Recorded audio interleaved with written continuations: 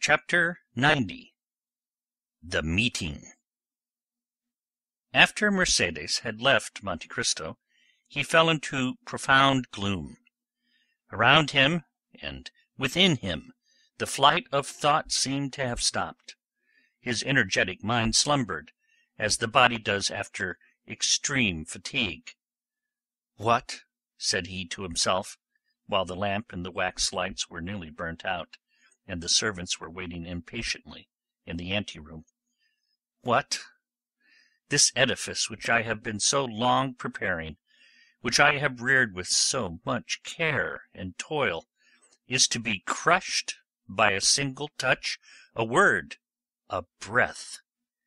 Yes, this self, of whom I thought so much, of whom I was so proud, who had appeared so worthless in the dungeons of the Chateau d'If, and whom I had succeeded in making so great, will be but a lump of clay tomorrow. Alas, it is not the death of the body I regret, for is not the destruction of the vital principle, the repose to which everything is tending, to which every unhappy being aspires, is not this the repose of matter after which I so long sighed, and which I was seeking to attain by the painful process of starvation when Faria appeared in my dungeon? What is death for me? One step farther into rest. 2, perhaps into silence. No, it is not existence then that I regret, but the ruin of projects so slowly carried out, so laboriously framed. Providence is now opposed to them, when I most thought it would be propitious. It is not God's will that they should be accomplished. This burden, almost as heavy as a world, which I had raised and I had thought to bear to the end, was too great for my strength, and I was compelled to lay it down in the middle of my career. Oh, shall I then again become a fatalist, whom 14 years of despair and 10 of hope had rendered a believer in Providence? And all this because my heart, which I thought dead, was only sleeping, because it has awakened and has begun to beat again, because I have yielded to the pain of the emotion excited in my breast by a woman's voice. Yet," continued the Count, becoming each moment more absorbed in the anticipation of the dreadful sacrifice of the morrow, which Mercedes had accepted, "yet it is impossible that so noble-minded a woman should thus, through selfishness, consent to my death, when I am in the prime of life and strength. It is impossible that she can carry to such a point maternal love, or rather delirium. There are virtues which become crimes by exaggeration. No, she must have conceived some pathetic scene. She will come and throw herself between us, and what would be sublime here will there appear ridiculous." The blush of pride mounted to the Count's forehead as this thought passed through his mind. "Ridiculous?" repeated he, "and the ridicule will fall on me. I? Ridiculous? No, I would rather die." By thus exaggerating to his own mind the anticipated ill fortune of the next day, to which he had condemned himself by promising Mercedes to spare her son, the Count at last exclaimed, "Folly, folly, folly! To carry generosity so far as to put myself up as a mark for that young man to aim at! He will never believe that my death was suicide, and yet it is important for the honour of my memory, and this surely is not vanity, but a justifiable pride. It is important the world should know that I have consented, by my free will, to stop my arm, already raised, to strike, and that, with the arm which has been so powerful against others, I have struck myself. It must be. It shall be." Seizing a pen, he drew a paper from a secret drawer in his desk, and wrote at the bottom of the document, which was no other than his will, made since his arrival in Paris, a sort of codicil, clearly explaining the nature of his death. "I do this, O my God," said he, and his eyes raised to heaven, "as much for thy honour as for mine. I have during 10 years considered myself the agent of thy vengeance, and other wretches, like Morcerf, Danglars, Villefort, even Morcerf himself, must not imagine that chance has freed them from their enemy. Let them know, on the contrary, that their punishment, which has been decreed by Providence, is only delayed by my present determination, and although they escape it in this world, it awaits them in another, and that they are only exchanging time for eternity."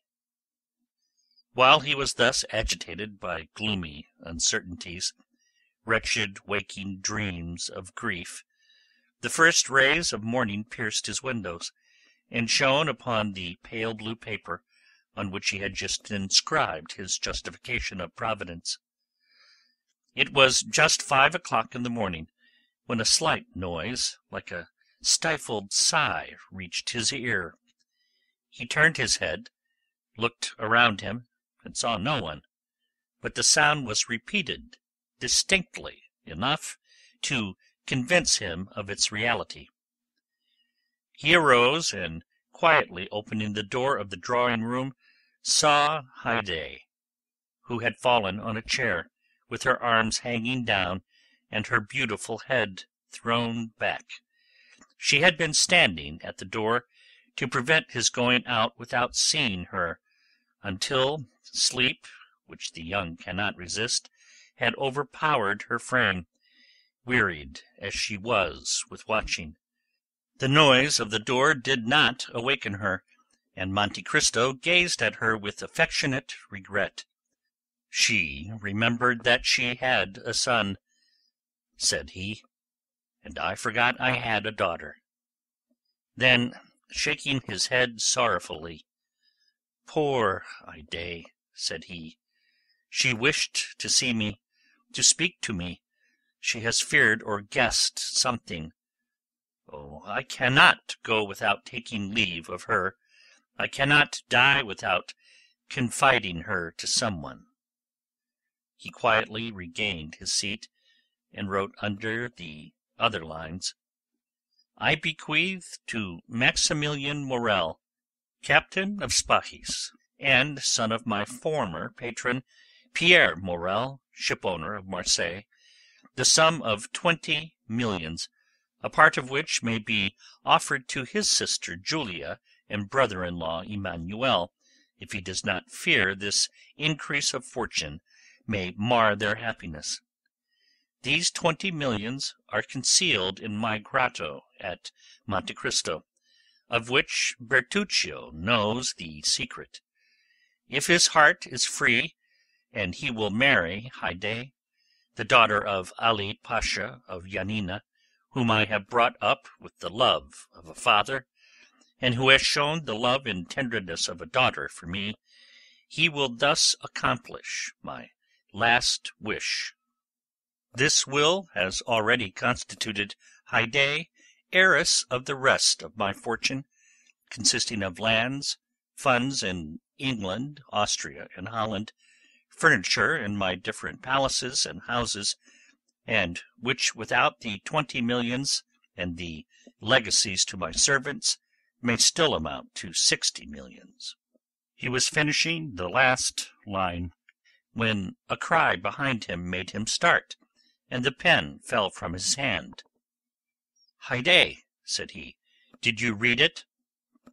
"Oh, my lord," said she, "why are you writing thus at such an hour? Why are you bequeathing all your fortune to me? Are you going to leave me?" "I am going on a journey, dear child," said Monte Cristo, with an expression of infinite tenderness and melancholy, "and if any misfortune should happen to me—" The Count stopped. "Well?" asked the young girl, with an authoritative tone the Count had never observed before, and which startled him. "Well, if any misfortune happen to me," replied Monte Cristo, "I wish my daughter to be happy." Haydée smiled sorrowfully, and shook her head. "Do you think of dying, my lord?" said she. "The wise man, my child, has said, 'It is good to think of death.'" "Well, if you die," said she, "bequeath your fortune to others, for if you die I shall require nothing." And taking the paper she tore it in 4 pieces, and threw it into the middle of the room. Then, the effort having exhausted her strength, she fell not asleep this time, but fainting on the floor.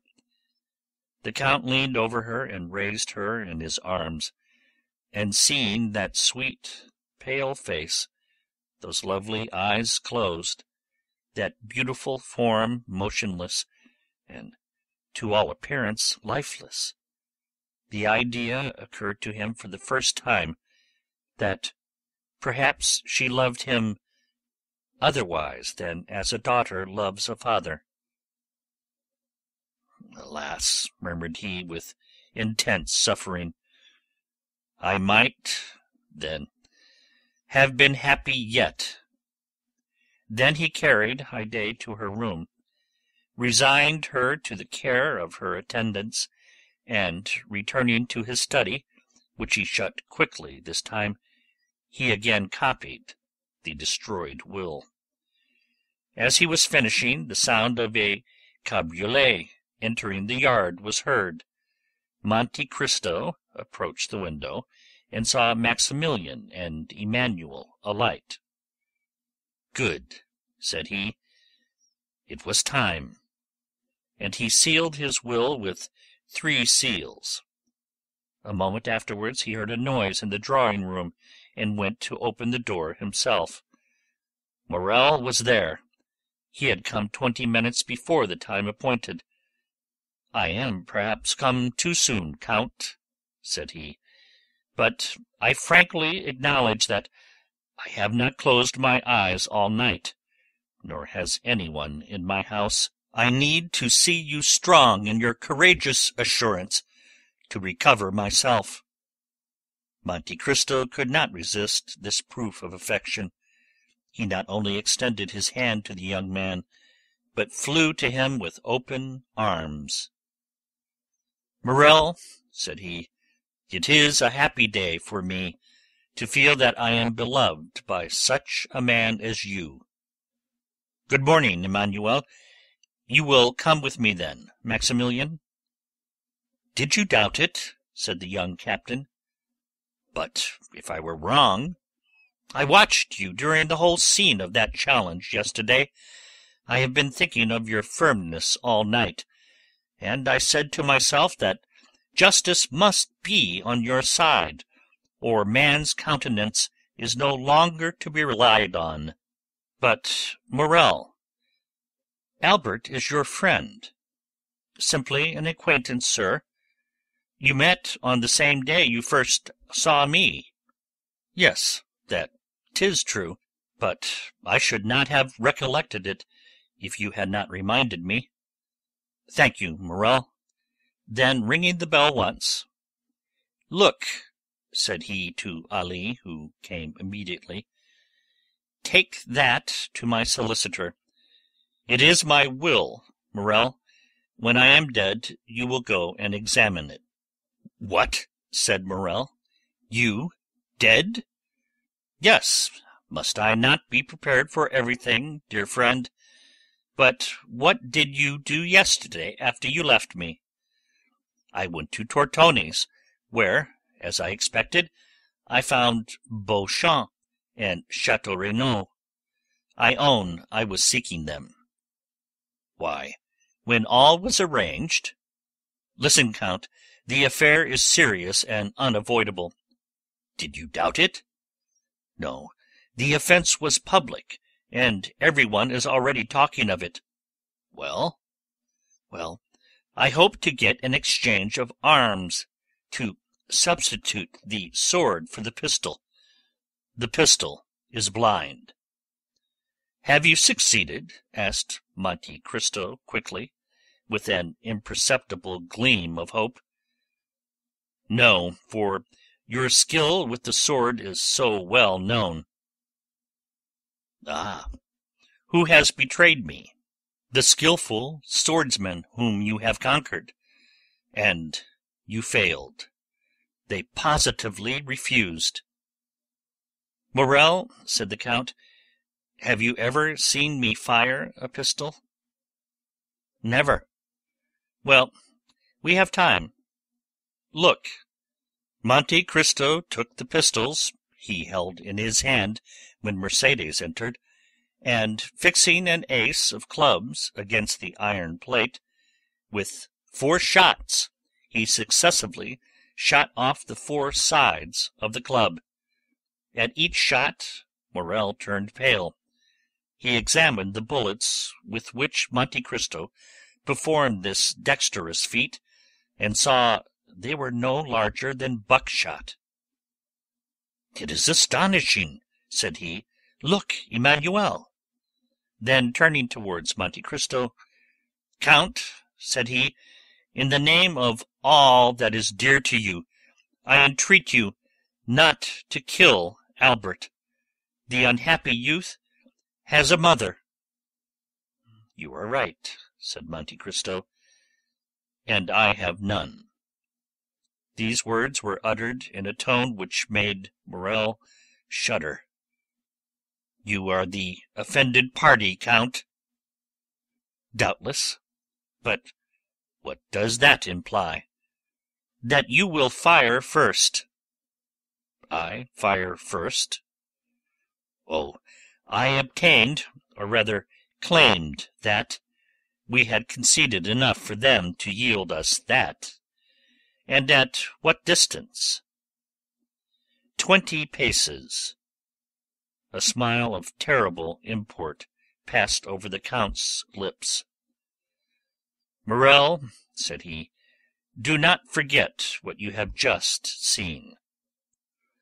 The only chance for Albert's safety, then, will arise from your emotion." "I suffer from emotion?" said Monte Cristo. "Or from your generosity, my friend. To so good a marksman as you are, I may say what would appear absurd to another." "What is that?" "Break his arm.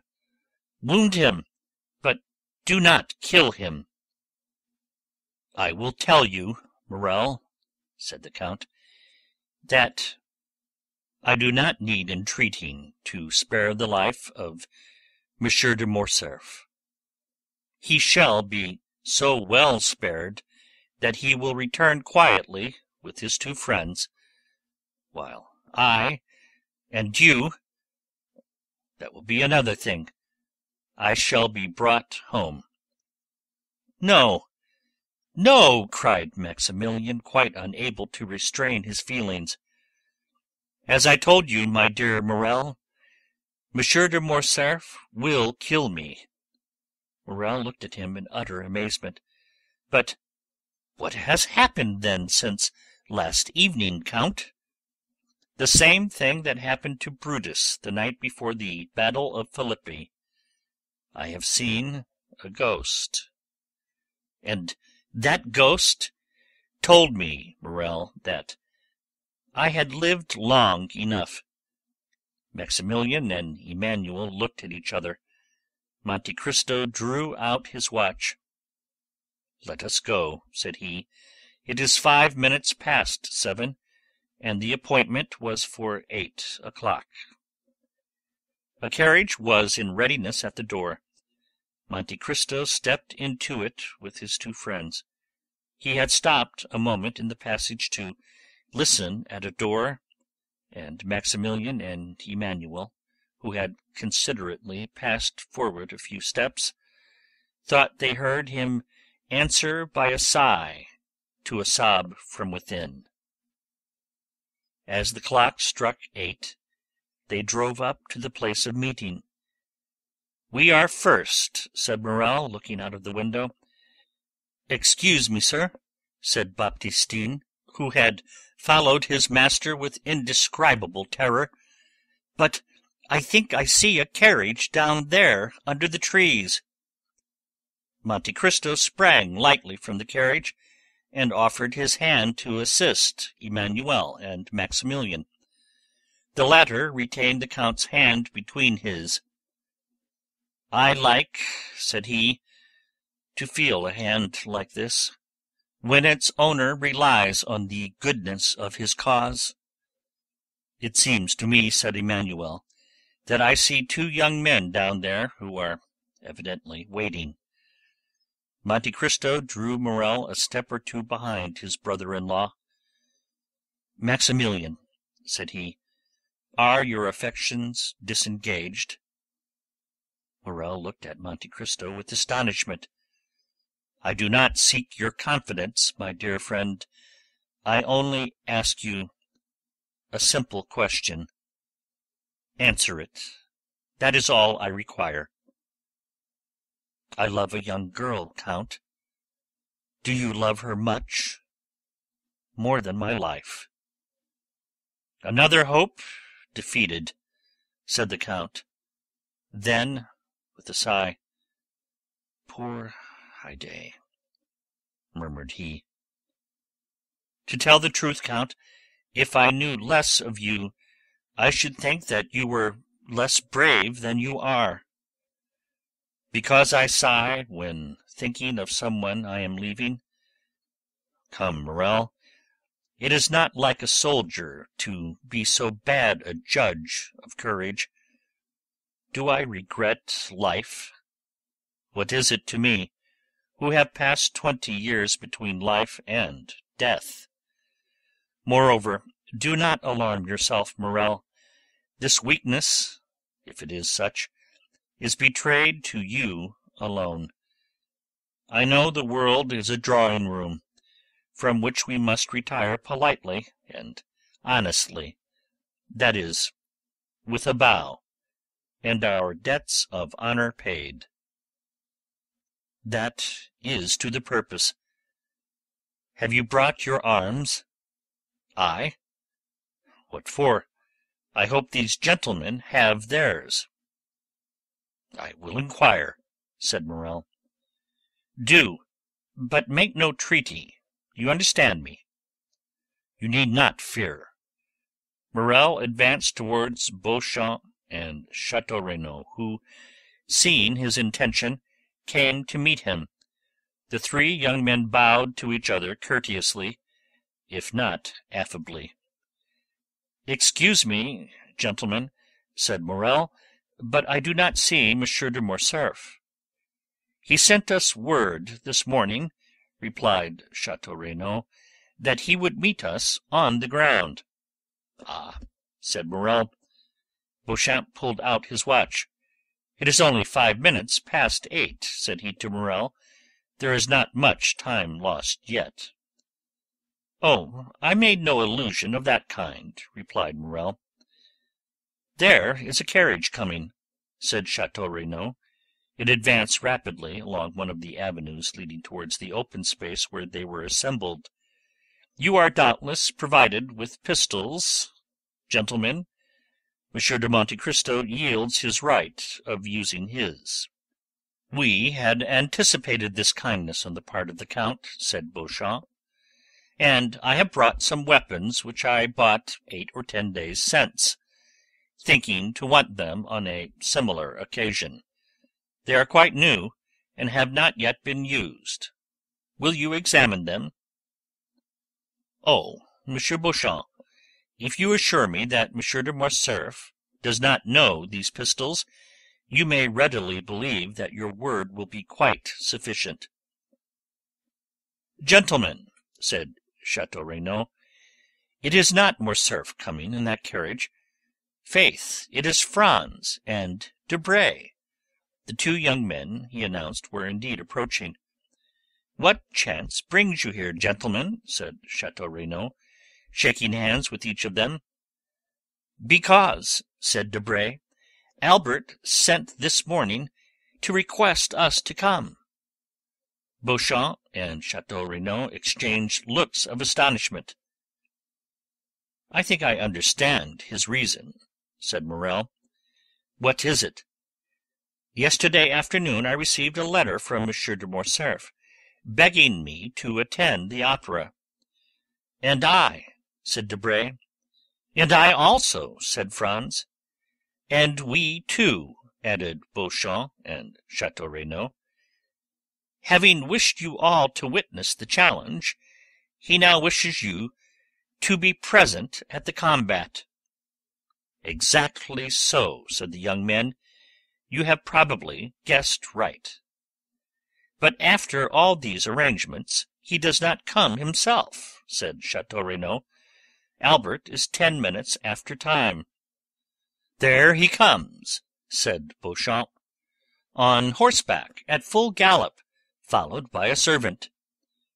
"How imprudent," said Chateau Renaud, "to come on horseback, to fight a duel with pistols, after all the instructions I had given him." "And besides," said Beauchamp, "with a collar above his cravat, an open coat and white waistcoat. Why has he not painted a spot upon his heart? It would have been more simple." Meanwhile Albert had arrived within 10 paces of the group formed by the 5 young men. He jumped from his horse, threw the bridle on his servant's arms, and joined them. He was pale. His eyes were red and swollen. It was evident that he had not slept. A shade of melancholy gravity overspread his countenance, which was not natural to him. "I thank you, gentlemen," said he, "for having complied with my request. I feel extremely grateful for this mark of friendship." Morel had stepped back as Morcerf approached, and remained at a short distance. "And to you also, Monsieur Morel, my thanks are due. Come, there cannot be too many." "Sir," said Maximilian, "you are not perhaps aware that I am Monsieur de Monte Cristo's friend." "I was not sure, but I thought it might be so. So much the better. The more honourable men there are here, the better I shall be satisfied." "Monsieur Morel," said Chateau Renaud, "will you apprise the Count of Monte Cristo that Monsieur de Morcerf is arrived, and we are at his disposal?" Morel was preparing to fulfil his commission. Beauchamp had meanwhile drawn the box of pistols from the carriage. "Stop, gentlemen," said Albert. "I have 2 words to say to the Count of Monte Cristo." "In private?" asked Morel. "No, sir, before all who are here." Albert's witnesses looked at each other. Franz and Debray exchanged some words in a whisper, and Morel, rejoiced at this unexpected incident, went to fetch the Count, who was walking in a retired path with Emmanuel. "What does he want with me?" "I do not know, but he wishes to speak to you." "Ah," said Monte Cristo, "I trust he is not going to tempt me by some fresh insult." "I do not think that such is his intention," said Morel. The Count advanced, accompanied by Maximilian and Emmanuel. His calm and serene look formed a singular contrast to Albert's grief-stricken face, who approached also, followed by the 4 other young men. When at 3 paces distant from each other, Albert and the Count stopped. "Approach, gentlemen," said Albert. "I wish you not to lose one word of what I am about to have the honour of saying to the Count of Monte Cristo, for it must be repeated by you to all who will listen to it, strange as it may appear to you." "Proceed, sir," said the Count. "Sir," said Albert, at first with a tremulous voice, but which gradually became firmer, "I reproached you with exposing the conduct of Monsieur de Morcerf and Paris, for, guilty as I knew he was, I thought you had no right to punish him, but I have since learned that you had that right. It is not Fernand Mondego's treachery towards Ali Pasha which induces me so readily to excuse you, but the treachery of the fisherman Fernand towards you, and the almost unheard-of miseries which were its consequences. And I say, and proclaim it publicly, that you were justified in revenging yourself on my father, and I, his son, thank you for not using greater severity." Had a thunderbolt fallen in the midst of the spectators of this unexpected scene, it would not have surprised them more than did Albert's declaration. As for Monte Cristo, his eyes slowly rose towards heaven with an expression of infinite gratitude. He could not understand how Albert's fiery nature, of which he had seen so much among the Roman bandits, had suddenly stooped to this humiliation. He recognized the influence of Mercedes, and saw why her noble heart had not opposed the sacrifice she knew beforehand would be useless. "Now, sir," said Albert, "if you think my apology sufficient, pray give me your hand. Next to the merit of infallibility, which you appear to possess, I rank that of candidly acknowledging a fault. But this confession concerns me only. I acted well as a man, but you have acted better than man. An angel alone could have saved one of us from death, and that angel came from heaven, if not to make us friends, which, alas, fatality renders impossible, at least to make us esteem each other." Monte Cristo, with moistened eye, heaving breast, and lips half open, extended to Albert a hand which the latter pressed with a sentiment resembling respectful fear. "Gentlemen," said he, "Monsieur de Monte Cristo receives my apology. I had acted hastily towards him. Hasty actions are generally bad ones. Now my fault is repaired. I hope the world will not call me cowardly for acting as my conscience dictated. But if anyone should entertain a false opinion of me," added he, drawing himself up as if he would challenge both friends and enemies, "I shall endeavour to correct his mistake." "What happened during the night?" asked Beauchamp of Chateau Renaud. "We appear to make a very sorry figure here." "In truth, what Albert has just done is either very despicable or very noble," replied the Baron.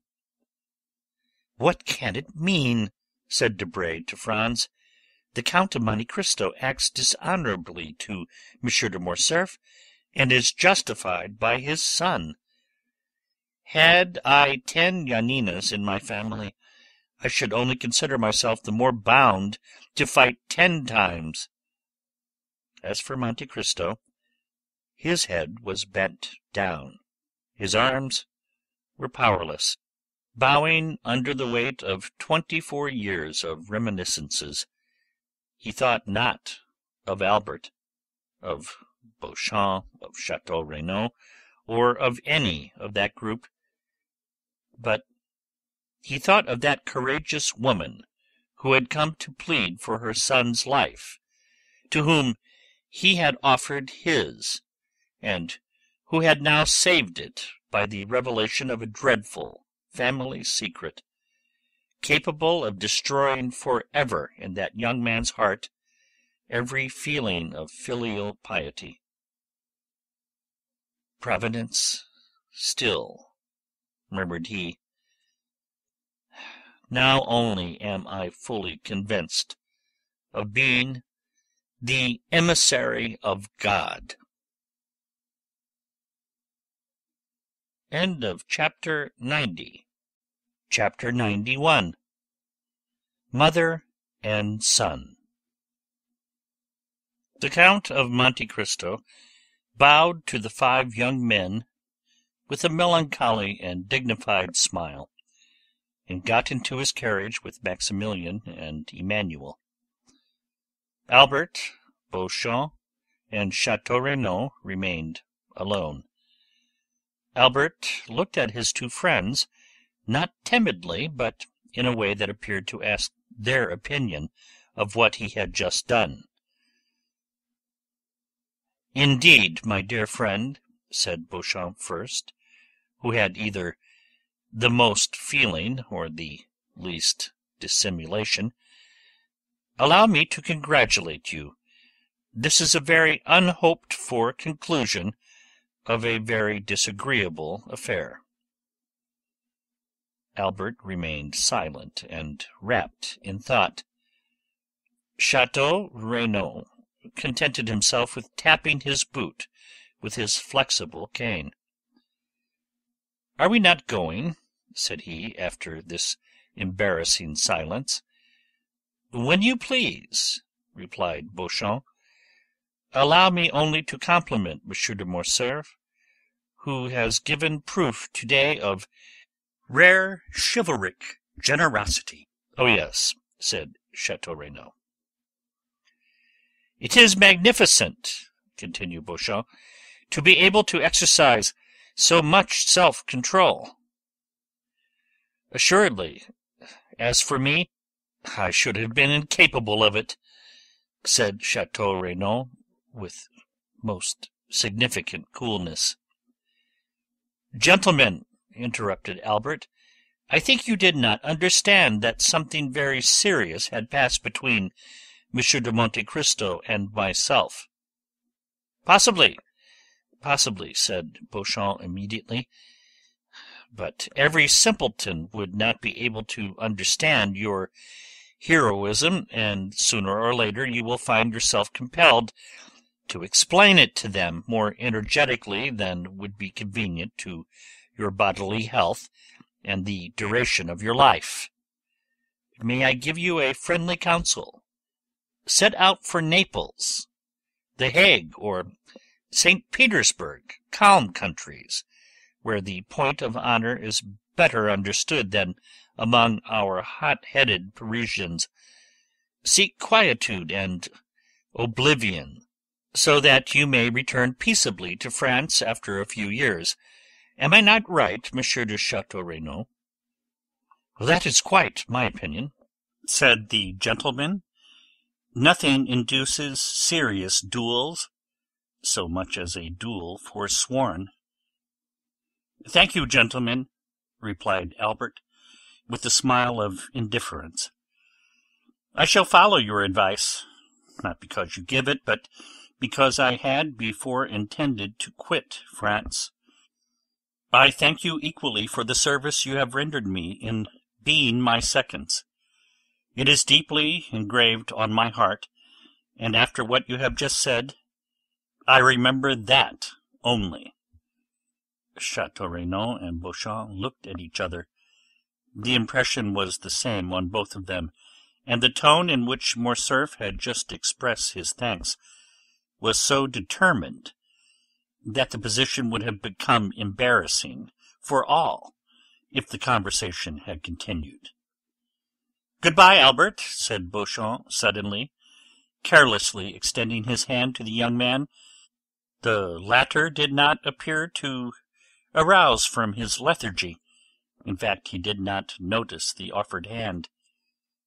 "Good-bye," said Chateau Renaud in his turn, keeping his little cane in his left hand, and saluting with his right.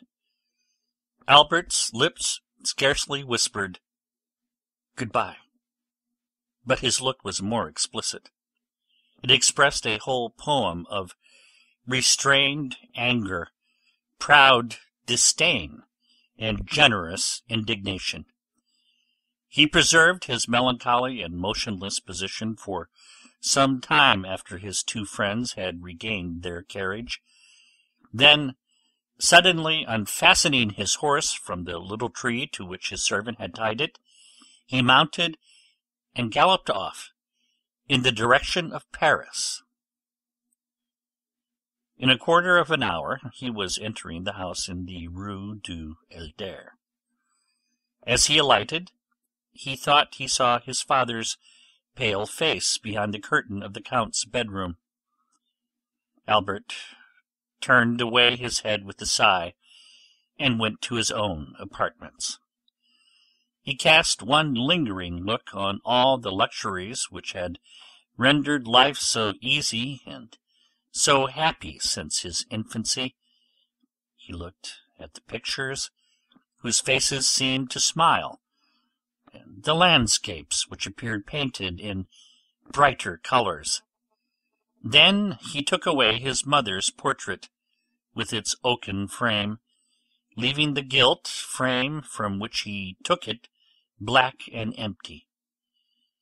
Then he arranged all his beautiful Turkish arms, his fine English guns, his Japanese china, his cups mounted in silver, his artistic bronzes by Bescherer and Barbour, examined the cupboards and placed the key in each, threw into a drawer of his secretary, which he left open, all the pocket-money he had about him, and with it the 1,000 fancy jewels from his vases and his jewel-boxes.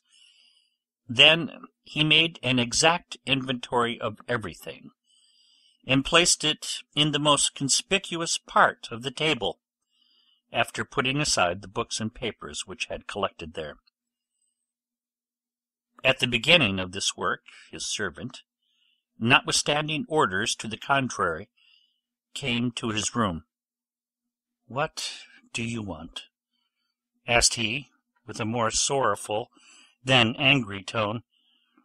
"Pardon me, sir," replied the valet. "You had forbidden me to disturb you, but the Count of Morcerf has called me." "Well," said Albert. "I did not like to go to him without first seeing you." "Why?" "Because the Count is doubtless aware that I accompanied you to the meeting this morning." "'Tis probable," said Albert. "And since he has sent for me, it is doubtless to question me on what happened there. What must I answer?" "The truth." "Then I shall say the duel did not take place?" "You will say I apologized to the Count of Monte Cristo. Go." The valet bowed and retired, and Albert returned to his inventory. As he was finishing his work, the sound of horses prancing in the yard and the wheels of a carriage shaking his window attracted his attention. He approached the window and saw his father get into it and drive away. The door was scarcely closed when Albert bent his steps to his mother's room, and, no one being there to announce him, he advanced to her bedchamber, and, distressed by what he saw and guessed, stopped for one moment at the door. As if the same idea had animated these two beings, Mercedes was doing the same in her apartments that he had just done in his. Everything was in order.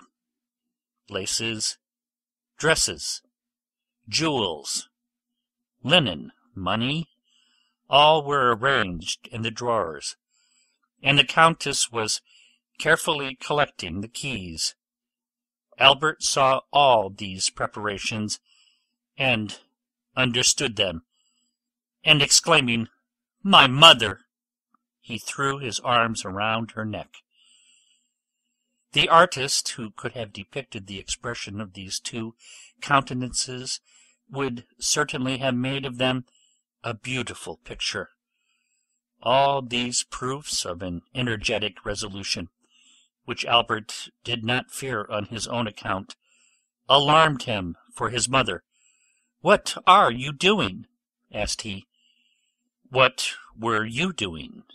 replied she. "Oh, my mother!" exclaimed Albert, so overcome he could scarcely speak. It is not the same with you and me. You cannot have made the same resolution I have, for I have come to warn you that I bid adieu to your house, and to you." "I also," replied Mercedes, "am going, and I acknowledge I had depended on your accompanying me. Have I deceived myself?" "Mother," said Albert with firmness, "I cannot make you share the fate I have planned for myself. I must live henceforth without rank and fortune, and to begin this hard apprenticeship I must borrow from a friend the loaf I shall eat until I have earned one. So, my dear mother, I am going at once to ask Franz to lend me the small sum I shall require to supply my present wants." "You, my poor child, suffer poverty and hunger? Oh, do not say so. It will break my resolutions." "But not mine, mother," replied Albert. "I am young and strong. I believe I am courageous, and since yesterday I have learned the power of will. Alas, my dear mother, some have suffered so much, and yet live, and have raised a new fortune on the ruin of all the promises of happiness which heaven had made them, on the fragments of all the hope which God had given them. I have seen that, mother. I know that from the gulf in which their enemies have plunged them, they have risen with so much vigour and glory that, in their turn, they have ruled their former conquerors, and have punished them. No, mother, from this moment I have done with the past, and accept nothing from it, not even a name, because you can understand that your son cannot bear the name of a man who ought to blush for it before another." "Albert, my child," said Mercedes, "if I had a stronger heart, that is the counsel I would have given you. Your conscience has spoken when my voice became too weak. Listen to its dictates. You had friends, Albert. Break off their acquaintance, but do not despair. You have life before you, my dear Albert, for you are yet scarcely 22 years old, and as a pure heart like yours wants a spotless name, take my father's. It was Herrera. I am sure, my dear Albert, whatever may be your career, you will soon render that name illustrious. Then, my son, return to the world still more brilliant because of your former sorrows. And if I am wrong, still let me cherish these hopes, for I have no future to look forward to. For me, the grave opens when I pass the threshold of this house. I will fulfill all your wishes, my dear mother, said the young man. Yes, I share your hopes. The anger of heaven will not pursue us, since you are pure and I am innocent. But since our resolution is formed, let us act promptly. Monsieur de Morcerf went out about half an hour ago. The opportunity is favourable to avoid an explanation. I am ready, my son, said Mercedes. Albert ran to fetch a carriage. He recollected there was a small furnished house to let in the Rue de Saint-Père, where his mother would find a humble but decent lodging, and thither he intended conducting the Countess. As the carriage stopped at the door, and Albert was alighting, a man approached and gave him a letter. Albert recognized the bearer. "From the Count," said Bertuccio. Albert took the letter, opened and read it, then looked round for Bertuccio, but he was gone. He returned to Mercedes with tears in his eyes and heaving breast, and without uttering a word he gave her the letter. Mercedes read, "Albert, while showing you that I have discovered your plans, I hope also to convince you of my delicacy. You are free to leave the Count's house, and you take your mother to your home. But reflect, Albert, you owe her more than your poor noble heart can pay her. Keep the struggle for yourself, bear all the suffering, but spare her the trial of poverty which must accompany your first efforts, for she deserves not even the shadow of the misfortune which has this day fallen on her, and Providence is not willing that the innocent should suffer for the guilty. I know you are going to leave the Rue du Helder without taking anything with you. Do not seek to know how I discovered it. I know it. That is sufficient. Now, listen, Albert. 24 years ago I returned, proud and joyful, to my country. I had a betrothed, Albert, a lovely girl whom I adored, and I was bringing to my betrothed 150 louis, painfully amassed by ceaseless toil. This money was for her. I destined it for her, and, knowing the treachery of the sea, I buried our treasure in the little garden of the house my father lived in at Marseilles, on the Allée de Meilhan. Your mother, Albert, knows that poor house well. A short time since I passed through Marseilles, and went to see the old place, which revived so many painful recollections, and in the evening I took a spade and dug in the corner of the garden where I had concealed my treasure. The iron box was there. No one had touched it, under a beautiful fig-tree my father had planted the day I was born, which overshadowed the spot. Well, Albert, this money, which was formerly designed to promote the comfort and tranquillity of the woman I adored, may now, through strange and painful circumstances, be devoted to the same purpose. Oh, feel for me, who could offer millions to that poor woman, but who return her only the piece of black bread, forgotten under my poor roof, since the day I was torn from her I loved. You are a generous man, Albert, but perhaps you may be blinded by pride or resentment. If you refuse me, if you ask another for what I have a right to offer you, I will say it is ungenerous of you to refuse the life of your mother, at the hands of a man whose father was allowed by your father to die in all the horrors of poverty and despair." Albert stood pale and motionless to hear what his mother would decide after she had finished reading this letter. Mercedes turned her eyes with an ineffable look towards heaven. "I accept it," said she.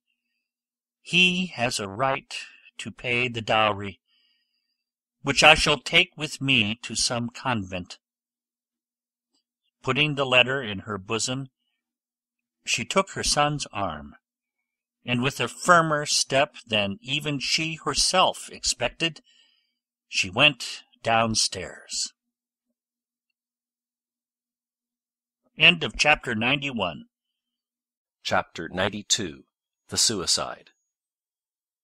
Meanwhile, Monte Cristo had also returned to town with Emmanuel and Maximilian. Their return was cheerful. Emmanuel did not conceal his joy at the peaceful termination of the affair, and was loud in his expressions of delight. Morel, in a corner of the carriage, allowed his brother-in-law's gaiety to expend itself in words, while he felt equal inward joy, which, however, betrayed itself only in his countenance. At the Barrière du Trône they met Bertuccio, who was waiting there, motionless as a sentinel at his post. Monte Cristo put his head out of the window, exchanged a few words with him in a low tone, and the steward disappeared. "Count," said Emmanuel, when they were at the end of the Place Royale, "put me down at my door, that my wife may not have a single moment of needless anxiety on my account or yours. If it were not ridiculous to make a display of our triumph, I would invite the Count to our house. Besides that, he doubtless has some trembling heart to comfort, so we will take leave of our friend, and let him hasten home." "Stop a moment," said Monte Cristo. "Do not let me lose both my companions. Return, Emmanuel, to your charming wife, and present my best compliments to her. And do you, Morel, accompany me to the Champs-Élysées." "Willingly," said Maximilian, "particularly as I have business in that quarter." "Shall we wait breakfast for you?" asked Emmanuel. "No," replied the young man. The door was closed, and the carriage proceeded. "See what good fortune I brought you," said Morel, when he was alone with the Count. "Have you not thought so?" "Yes," said Monte Cristo. "For that reason I wish to keep you near me." "It is miraculous," continued Morel, answering his own thoughts. "What?" said Monte Cristo. "What has just happened?" "Yes," said the Count, "you are right. It is miraculous." "For Albert is brave," resumed Morel. "Very brave," said Monte Cristo. "I have seen him sleep with a sword suspended over his head." "And I know he has fought 2 duels," said Morel. "How can you reconcile that with his conduct this morning?" "All owing to your influence," replied Monte Cristo, smiling. "It is well for Albert he is not in the army," said Morel. "Why?" "An apology on the ground," said the young captain, shaking his head. "Come," said the Count mildly, "do not entertain the prejudices of ordinary men, Morel. Acknowledge that if Albert is brave, he cannot be a coward. He must then have had some reason for acting as he did this morning, and confess that his conduct is more heroic than otherwise." "Doubtless, doubtless," said Morel. "But I shall say, like the Spaniard, he has not been so brave today as he was yesterday." "You will breakfast with me, will you not, Morel?" said the Count, to turn the conversation. "No, I must leave you at 10 o'clock." "Your engagement was for breakfast, then?" said the Count. Morel smiled and shook his head. "Still, you must breakfast somewhere." "But if I am not hungry?" said the young man. "Oh," said the Count, "I only know 2 things which destroy the appetite: grief, and as I am happy to see you very cheerful, it is not that, and love. Now, after what you told me this morning of your heart, I may believe—" "Well, Count," replied Morel gaily, "I will not dispute it." "But you will not make me your confidant, Maximilian?" said the Count, in a tone which showed how gladly he would have been admitted to the secret. "I showed you this morning that I had a heart, did I not, Count?" Monte Cristo only answered by extending his hand to the young man. "Well," continued the latter, "since that heart is no longer with you in the Bois de Vincennes, it is elsewhere, and I must go and find it." "Go," said the Count deliberately. "Go, dear friend, but promise me, if you meet with any obstacle, to remember that I have some power in this world, that I am happy to use that power in the behalf of those I love, and that I love you, Morel." "I will remember it," said the young man, "as selfish children recollect their parents when they want their aid. When I need your assistance, and the moment arrives, I will come to you, Count." "Well, I rely upon your promise. Good-bye, then." Good-bye, till we meet again." They had arrived in the Champs-Élysées. Monte Cristo opened the carriage door. Morrel sprang out on the pavement. Bertuccio was waiting on the steps. Morrel disappeared down the Avenue de Marigny, and Monte Cristo hastened to join Bertuccio. "Well?" asked he. "She is going to leave her house," said the steward. "And her son?" "Florentin, his valet, thinks he is going to do the same." "Come this way." Monte Cristo took Bertuccio into his study, wrote the letter we have seen, and gave it to the steward. "Go," said he quickly, "but first let Heidi be informed that I have returned." "Here I am," said the young girl, who at the sound of the carriage had run downstairs, and whose face was radiant with joy at seeing the Count return safely. Bertuccio left. Every transport of a daughter finding a father, all the delight of a mistress seeing an adored lover, were felt by Heidi during the first moments of this meeting, which she had so eagerly expected. Doubtless, although less evident, Monte Cristo's joy was not less intense. Joy to hearts which have suffered long is like the dew on the ground after a long drought. Both the heart and the ground absorb that beneficent moisture falling on them, and nothing is outwardly apparent. Monte Cristo was beginning to think, what he had not for a long time dared to believe, that there were two Mercedes in the world, and he might yet be happy. His eye, elate with happiness, was reading eagerly the tearful gaze of Heidi, when suddenly the door opened. The Count knit his brow. "Monsieur de Morcerf," said Baptistin, as if that name sufficed for his excuse. In fact, the Count's face brightened. "Which?" asked he, "the Viscount or the Count?" "The Count." "Oh," exclaimed Heidi, "is it not yet over?" "I know not if it is finished, my beloved child," said Monte Cristo, taking the young girl's hands, "but I do know you have nothing more to fear." "But it is the wretched—" "That man cannot injure me, Heidi," said Monte Cristo. "It was his son alone that there was cause to fear." "And what I have suffered," said the young girl, "you shall never know, my lord." Monte Cristo smiled. "By my father's tomb," said he, extending his hand over the head of the young girl, "I swear to you, Heidi, that if any misfortune happens, it will not be to me." "I believe you, my lord, as implicitly as if God had spoken to me," said the young girl, presenting her forehead to him. Monte Cristo pressed on that pure, beautiful forehead a kiss which made two hearts throb at once, the one violently, the other heavily. "Oh," murmured the Count, "shall I then be permitted to love again?" "Ask Monsieur de Morcerf into the drawing-room," said he to Baptistin, while he led the beautiful Greek girl to a private staircase. We must explain this visit, which, although expected by Monte Cristo, is unexpected to our readers.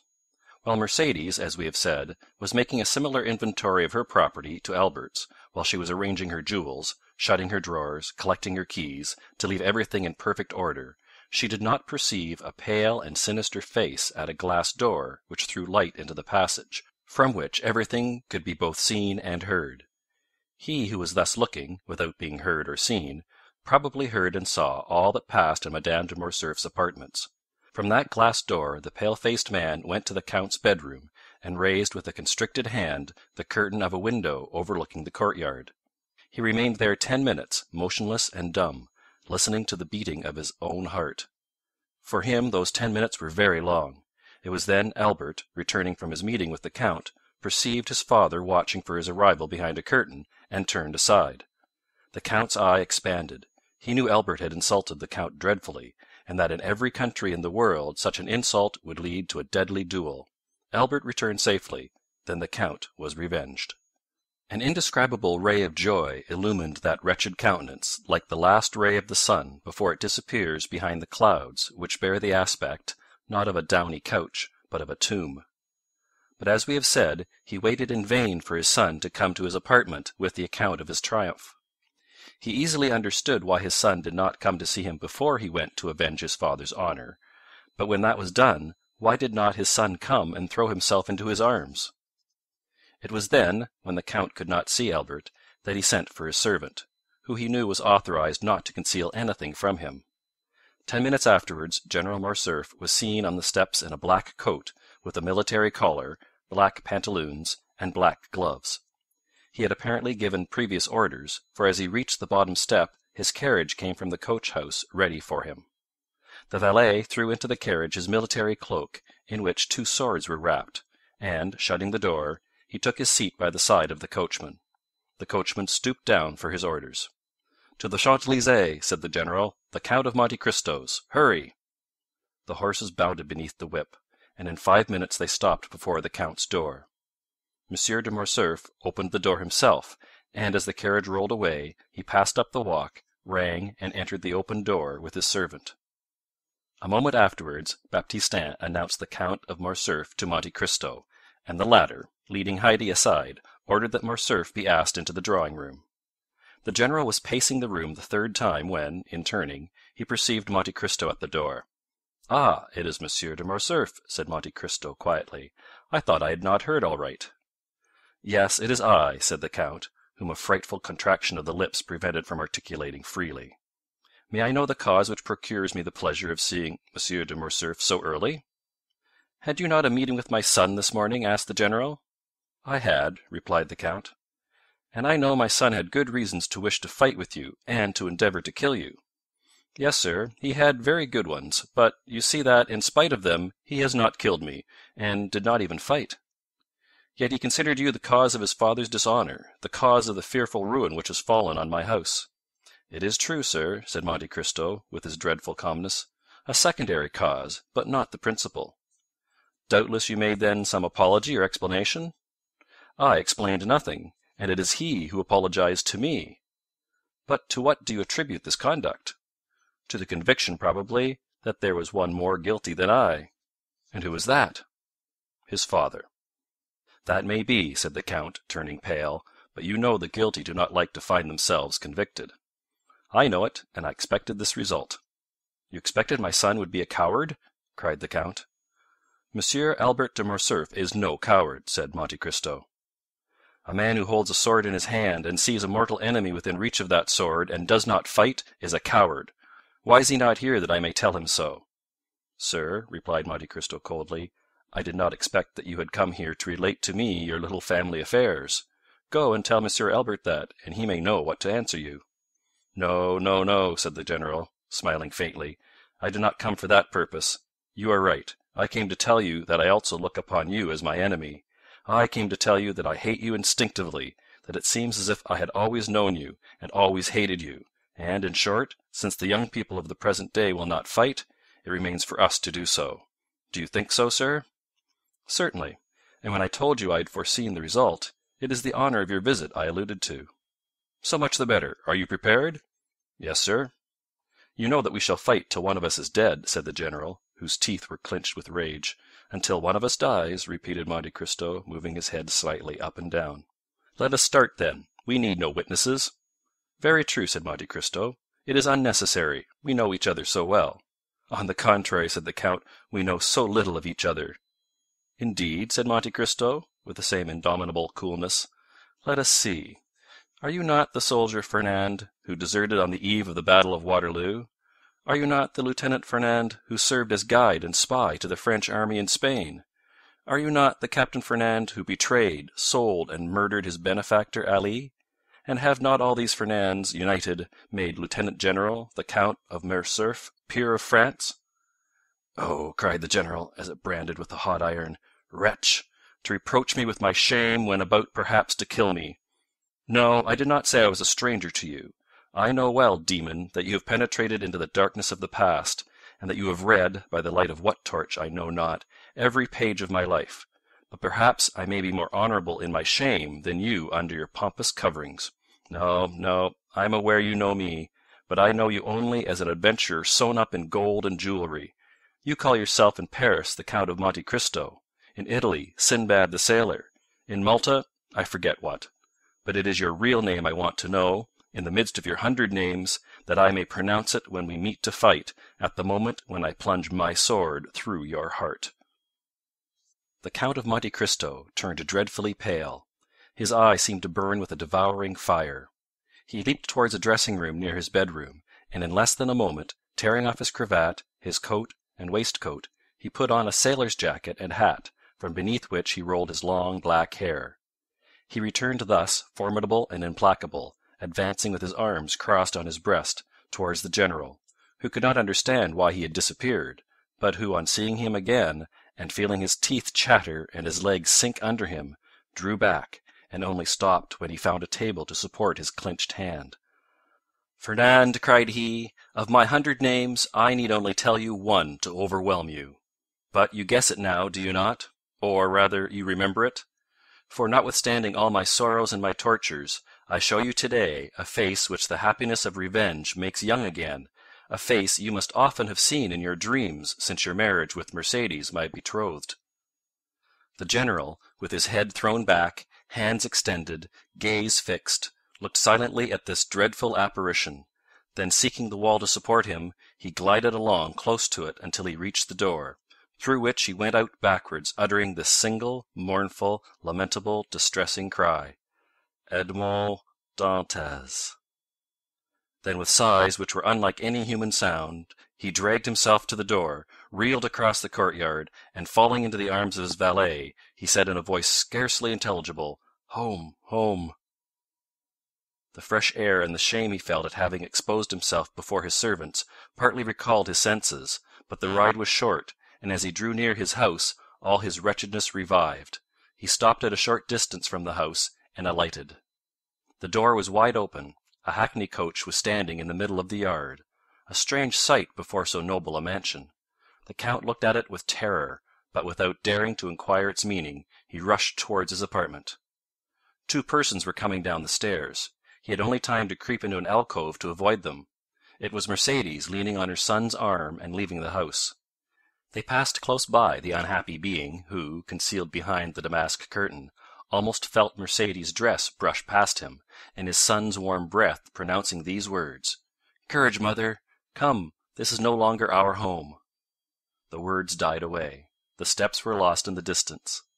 The general drew himself up, clinging to the curtain.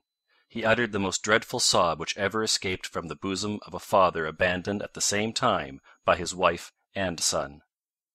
He soon heard the clatter of the iron step of the hackney coach, then the coachman's voice, and then the rolling of the heavy vehicle shook the windows. He darted to his bedroom to see once more all he had loved in the world. But the hackney coach drove on, and the head of neither Mercedes nor her son appeared at the window to take a last look at the house, or the deserted father and husband. And at the very moment when the wheels of that coach crossed the gateway, a report was heard, and a thick smoke escaped through one of the panes of the window, which was broken by the explosion. End of chapter 92. Chapter 93. Valentine. We may easily conceive where Morel's appointment was. On leaving Monte Cristo, he walked slowly towards Villefort. We say slowly, for Morel had more than half an hour to spare to go 500 steps, but he had hastened to take leave of Monte Cristo because he wished to be alone with his thoughts.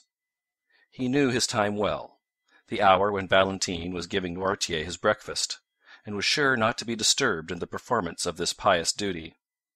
Noirtier and Valentine had given him leave to go twice a week, and he was now availing himself of that permission.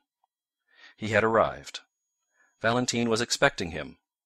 Uneasy and almost crazed, she seized his hand and led him to her grandfather. This uneasiness, amounting almost to frenzy, arose from the report Morcerf's adventure had made in the world, for the affair at the opera was generally known. No one at Villefort doubted that a duel would ensue from it. Valentine, with her woman's instinct, guessed that Morel would be Monte Cristo's second, and from the young man's well-known courage and his great affection for the Count, she feared that he would not content himself with the passive part assigned to him. We may easily understand how eagerly the particulars were asked for, given, and received, and Morel could read an indescribable joy in the eyes of his beloved, when she knew that the termination of this affair was as happy as it was unexpected. "Now," said Valentine, motioning to Morel to sit down near her grandfather, while she took her seat on his footstool, "now let us talk about our own affairs. You know, Maximilian, grandpapa once thought of leaving this house, and taking an apartment away from Monsieur de Villefort's." "Yes," said Maximilian, "I recollect the project, of which I highly approved." "Well," said Valentine, "you may approve again, for grandpapa is again thinking of it." "Bravo!" said Maximilian. "And do you know," said Valentine, "what reason grandpapa gives for leaving this house?" Noirtier looked at Valentine to impose silence, but she did not notice him. Her looks, her eyes, her smile, were all for Morel. "Oh, whatever may be Monsieur Noirtier's reason," answered Morel, I can readily believe it to be a good one." "An excellent one," said Valentine. "He pretends the air of the Faubourg Saint-Honore is not good for me." "Indeed?" said Morel. "In that Monsieur Noirtier may be right. You have not seemed to be well for the last fortnight."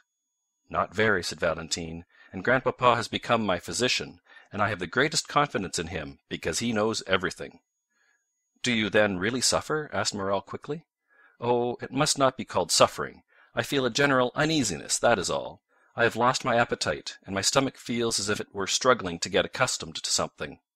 Noirtier did not lose a word of what Valentine said. "And what treatment do you adopt for this singular complaint?" "A very simple one," said Valentine. "I swallow every morning a spoonful of the mixture prepared for my grandfather. When I say 1 spoonful, I began by 1. Now I take 4. Grandpapa says it is a panacea." Valentine smiled, but it was evident that she suffered. Maximilian, in his devotedness, gazed silently at her. She was very beautiful, but her usual pallor had increased. Her eyes were more brilliant than ever, and her hands, which were generally white like mother of pearl, now more resembled wax, to which time was adding a yellowish hue. From Valentine the young man looked towards Noirtier. The latter watched with strange and deep interest the young girl, absorbed by her affection, and he also, like Morel, followed those traces of inward suffering which was so little perceptible to a common observer that they escaped the notice of everyone but the grandfather and the lover. "But," said Morel, "I thought this mixture, of which you now take 4 spoonfuls, was prepared for Monsieur Noirtier." "I know it is very bitter," said Valentine, "so bitter that all I drink afterwards appears to have the same taste." Noirtier looked inquiringly at his granddaughter. "Yes, grandpapa," said Valentine, "it is so. Just now, before I came down to you, I drank a glass of sugared water. I left half because it seemed so bitter." Noirtier turned pale, and made a sign that he wished to speak. Valentine rose to fetch the dictionary. Noirtier watched her with evident anguish. In fact, the blood was rushing to the young girl's head already. Her cheeks were becoming red. "Oh!" she cried, without losing any of her cheerfulness, "this is singular. I can't see. Did the sun shine in my eyes?" And she leaned against the window. "The sun is not shining," said Morel, more alarmed by Noirtier's expression than by Valentine's indisposition. He ran towards her. The young girl smiled. "Cheer up," she said to Noirtier. "Do not be alarmed, Maximilian. It is nothing, and has already passed away. But listen, do I not hear a carriage in the courtyard?" She opened Noirtier's door, ran to a window in the passage, and returned hastily. "Yes," said she, "it is Madame Danglars and her daughter, who have come to call on us. Good-bye. I must run away, for they would send here for me, or, rather, farewell till I see you again. Stay with grandpapa, Maximilian. I promise you not to persuade them to stay." Morel watched her as she left the room. He heard her ascend the little staircase which led both to Madame de Villefort's apartments and to hers. As soon as she was gone, Noirtier made a sign to Morel to take the dictionary. Morel obeyed. Guided by Valentine, he had learned how to understand the old man quickly. Accustomed, however, as he was to the work, he had to repeat most of the letters of the alphabet and to find every word in the dictionary, so that it was 10 minutes before the thought of the old man was translated by these words: "Fetch the glass of water and the decanter from Valentine's room." Morel rang immediately for the servant, who had taken Barrois's situation, and in Noirtier's name gave that order. The servant soon returned. The decanter and the glass were completely empty. Noirtier made a sign that he wished to speak. "Why are the glass and decanter empty?" asked he. "Valentine said she only drank half the glassful." The translation of this new question occupied another 5 minutes. "I do not know," said the servant, "but the housemaid is in Mademoiselle Valentine's room. Perhaps she has emptied them." "Ask her," said Morel, translating Noirtier's thought, this time by his look. The servant went out, but returned almost immediately. "Mademoiselle Valentine passed through the room to go to Madame de Villefort's," said he, "and in passing, as she was thirsty, she drank what remained in the glass. As for the decanter, Master Edward had emptied that to make a pond for his ducks." Noirtier raised his eyes to heaven, as a gambler does who stakes his all on one stroke. From that moment the old man's eyes were fixed on the door, and did not quit it. It was indeed Madame Danglars and her daughter whom Valentine had seen. They had been ushered into Madame de Villefort's room, who had said she would receive them there. That is why Valentine passed through her room, which was on a level with Valentine's, and only separated from it by Edward's. The two ladies entered the drawing-room with that sort of official stiffness which preludes a formal communication. Among worldly people manner is contagious. Madame de Villefort received them with equal solemnity. Valentine entered at this moment, and the formalities were resumed. "My dear friend," said the Baroness, while the two young people were shaking hands, "I and Eugenie are come to be the first to announce to you the approaching marriage of my daughter with Prince Cavalcanti." Danglars kept up the title of Prince. The popular banker found that it answered better than Count. "Allow me to present you my sincere congratulations," replied Madame de Villefort. "Prince Cavalcanti appears to be a young man of rare qualities." "Listen," said the Baroness, smiling. "Speaking to you as a friend, I can say that the prince does not yet appear all he will be. He has about him a little of that foreign manner by which French persons recognize, at first sight, the Italian or German nobleman. Besides, he gives evidence of great kindness of disposition, much keenness of wit, and as to suitability, Monsieur Danglars assures me that his fortune is majestic. That is his word." "And then," said Eugenie, while turning over the leaves of Madame de Villefort's album, "add that you have taken a great fancy to the young man." "And," said Madame de Villefort, "I need not ask you if you share that fancy." "I?" replied Eugenie, with her usual candor. "Oh, not the least in the world, madame. My wish was not to confine myself to domestic cares or the caprices of any man, but to be an artist, and consequently free in heart, in person, and in thought." Eugenie pronounced these words with so firm a tone that the color mounted to Valentine's cheeks. The timid girl could not understand that vigorous nature which appeared to have none of the timidities of women. "At any rate," said she, "since I am to be married whether I will or not, I ought to be thankful to Providence for having released me from my engagement with Monsieur Albert de Morcerf, or I should this day have been the wife of a dishonored man." "It is true," said the Baroness, with that strange simplicity sometimes met with among fashionable ladies, and of which plebeian intercourse can never entirely deprive them. "It is very true that had not the Morcerfs hesitated, my daughter would have married Monsieur Albert. The General depended much on it. He even came to force Monsieur Danglars. We have had a narrow escape." "But," said Valentine timidly, "does all the father's shame revert upon the son? Monsieur Albert seems to me quite innocent of the treason charged against the General." "Excuse me," said the implacable young girl, "Monsieur Albert claims and well deserves his share. It appears that after having challenged Monsieur de Monte Cristo at the Opera yesterday, he apologized on the ground today." "Impossible," said Madame de Villefort. "Ah, my dear friend," said Madame Danglars, with the same simplicity we before noticed, "it is a fact. I heard it from Monsieur Debray, who was present at the explanation." Valentine also knew the truth, but she did not answer. A single word had reminded her that Morrel was expecting her in Monsieur Noirtier's room. Deeply engaged with a sort of inward contemplation, Valentine had ceased for a moment to join in the conversation. She would indeed have found it impossible to repeat what had been said the last few minutes, when suddenly Madame Danglars' hand, pressed on her arm, aroused her from her lethargy. "What is it?" said she, starting at Madame Danglars' touch, as she would have done from an electric shock. "It is, my dear Valentine," said the Baroness, "that you are doubtless suffering." "I?" said the young girl, passing her hand across her burning forehead. "Yes, look at yourself in that glass. You have turned pale and then red successively 3 or 4 times in 1 minute." "Indeed," cried Eugenie, "you are very pale." "Oh, do not be alarmed. I have been so for many days." Artless as she was, the young girl knew that this was an opportunity to leave, and besides, Madame de Villefort came to her assistance. "Retire, Valentine," said she. "You are really suffering, and these ladies will excuse you. Drink a glass of pure water; it will restore you." Valentine kissed Eugenie, bowed to Madame Danglars, who had already risen to take her leave, and went out. "That poor child," said Madame de Villefort, when Valentine was gone. "She makes me very uneasy, and I should not be astonished if she had some serious illness." Meanwhile, Valentine, in a sort of excitement which she could not quite understand, had crossed Edward's room without noticing some trick of the child, and through her own had reached the little staircase. She was within 3 steps of the bottom, she already heard Morrel's voice, when suddenly a cloud passed over her eyes. Her stiffened foot missed the step, her hands had no power to hold the baluster, and falling against the wall, she lost her balance wholly and toppled to the floor. Morrel bounded to the door, opened it, and found Valentine stretched out at the bottom of the stairs. Quick as a flash, he raised her in his arms and placed her in a chair. Valentine opened her eyes. "Oh, what a clumsy thing I am!" said she with feverish volubility. "I don't know my way. I forgot there were 3 more steps before the landing." "You have hurt yourself, perhaps," said Morel. "What can I do for you, Valentine?" Valentine looked around her. She saw the deepest terror depicted in Noirtier's eyes. "Don't worry, dear grandpapa," said she, endeavouring to smile. "It is nothing. It is nothing. I was giddy, that is all."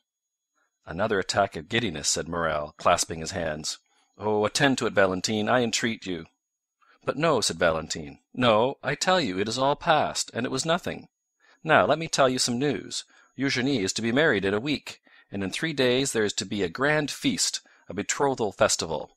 We are all invited, my father, Madame de Villefort, and I. At least, I understand it so. When will it be our turn to think of these things? Oh, Valentine, you who have so much influence over your grandpapa, try to make him answer soon." "And do you," said Valentine, "depend on me to stimulate the tardiness and arouse the memory of grandpapa?" "Yes," cried Morel, "make haste. So long as you are not mine, Valentine, I shall always think I may lose you." "Oh," replied Valentine with a convulsive moment, "oh, indeed, Maximilian, you are too timid for an officer, for a soldier who, they say, never knows fear. Ha, ha, ha!" She burst into a forced and melancholy laugh. Her arms stiffened and twisted, her head fell back on her chair, and she remained motionless. The cry of terror which was stopped on Noirtier's lips seemed to start from his eyes. Morel understood it. He knew he must call assistance. The young man rang the bell violently. The housemaid who had been in Mademoiselle Valentine's room, and the servant who had replaced Barbour, ran in at the same moment. Valentine was so pale, so cold, so inanimate, that without listening to what was said to them they were seized with the fear which pervaded that house, and they flew into the passage crying for help. Madame Danglars and Eugenie were going out at that moment. They heard the cause of the disturbance. "I told you so!" exclaimed Madame de Villefort. "Poor child!" Chapter 93. Chapter 94. Maximilian's Avowal. At the same moment, Monsieur de Villefort's voice was heard calling from his study. "What is the matter?" Morel looked at Noirtier, who had recovered his self-command, and with a glance indicated the closet where once before, under somewhat similar circumstances, he had taken refuge. He had only time to get his hat and throw himself breathless into the closet, when the procureur's footstep was heard in the passage. Villefort sprang into the room, ran to Valentine, and took her in his arms. "A physician! A physician! Monsieur d'Avrigny!" cried Villefort. "Or rather, I will go for him myself." He flew from the apartment, and Morel at the same moment darted out at the other door. He had been struck to the heart by a frightful recollection. The conversation he had heard between the doctor and Villefort the night of Madame de Saint-Méran's death recurred to him. These symptoms, to a less alarming extent, were the same which had preceded the death of Barbour. At the same time, Monte Cristo's voice seemed to resound in his ear with the words he had heard only 2 hours before. "Whatever you want, Morel, come to me. I have great power." More rapidly than thought, he darted down the Rue Matignon, and thence to the Avenue des Champs-Élysées. Meanwhile, Monsieur de Villefort arrived in a hired cabriolet at Monsieur d'Avrigny's door. He rang so violently that the porter was alarmed. Villefort ran upstairs without saying a word. The porter knew him, and let him pass, only calling to him, "In his study, Monsieur Procureur, in his study." Villefort pushed, or rather forced, the door open. "Ah," said the doctor, "is it you?" "Yes," said Villefort, closing the door after him, "it is I, who come in my turn to ask you if we are quite alone. Doctor, my house is accursed." "What?" said the latter with apparent coolness, but with deep emotion. "Have you another invalid?" "Yes, doctor," cried Villefort, clutching his hair. "Yes." D'Avrigny's look implied, "I told you it would be so." Then slowly he uttered these words: "Who is now dying in your house? What new victim is going to accuse you of weakness before God?" A mournful sob burst from Villefort's heart. He approached the doctor, and seizing his arm, "Valentine," he said, "it is Valentine's turn." "Your daughter?" cried d'Avrigny, with grief and surprise. You see you were deceived, murmured the magistrate. Come and see her, and on her bed of agony entreat her pardon for having suspected her. Each time you have applied to me, said the doctor, it has been too late. Still, I will go. But let us make haste, sir. With the enemies you have to do with, there is no time to be lost. Oh, this time, doctor, you shall not have to reproach me with weakness. This time I will know the assassin and will pursue him. Let us try first to save the victim before we think of revenging her, said D'Avrigny. Come. The same cabriolet which had brought Villefort took them back at full speed, and at this moment Morrel rapped at Monte Cristo's door. The Count was in his study, and was reading, with an angry look, something which Bertuccio had brought in haste. Hearing the name of Morrel, who had left him only 2 hours before, the Count raised his head, arose, and sprang to meet him. "What is the matter, Maximilian?" asked he. "You are pale, and the perspiration rolls from your forehead." Morrel fell into a chair. "Yes," said he, "I came quickly. I wanted to speak to you."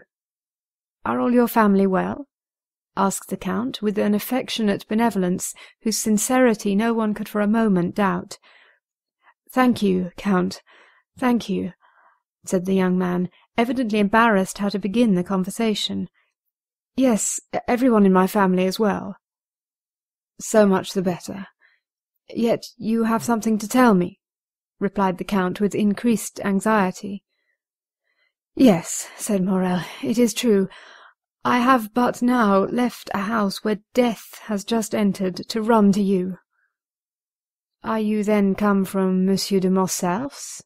asked Monte Cristo. "No," said Morrel. "Is someone dead in his house?" "The general has just blown his brains out," replied Monte Cristo with great coolness.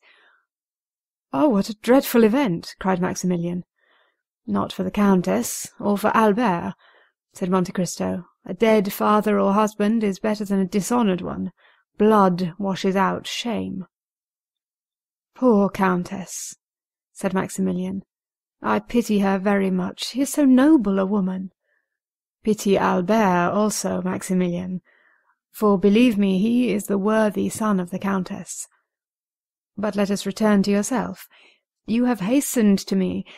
Can I have the happiness of being useful to you?" "Yes, I need your help. That is, I thought like a madman that you could lend me your assistance, in a case where God alone can succour me." "Tell me what it is," replied Monte Cristo. "Oh," said Morrel, "I know not, indeed, if I may reveal this secret to mortal ears, but fatality impels me, necessity constrains me, Count." Morrel hesitated. "Do you think I love you?" said Monte Cristo, taking the young man's hand affectionately in his. "Oh, you encourage me, and something tells me there," placing his hand on his heart, "that I ought to have no secret from you." "You are right, Morrel. God is speaking to your heart, and your heart speaks to you. Tell me what it says." "Count, will you allow me to send Baptistin to inquire after someone you know?" "I am at your service, and still more my servant's." "Oh, I cannot live if she is not better." "Shall I ring for Baptistin?" "No, I will go and speak to him myself." Morrel went out, called Baptistin, and whispered a few words to him. The valet ran directly. "Well, have you sent?" asked Monte Cristo, seeing Morrel return. "Yes, and now I shall be more calm."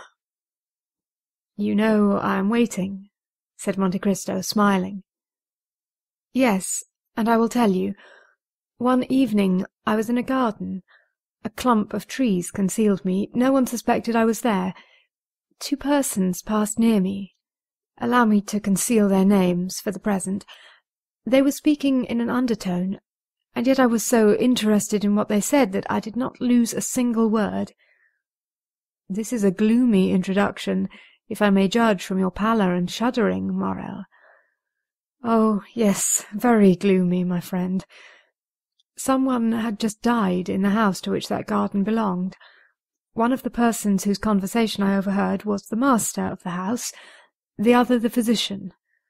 The former was confiding to the latter his grief and fear, for it was the second time within a month that death had suddenly and unexpectedly entered that house, which was apparently destined to destruction by some exterminating angel, as an object of God's anger.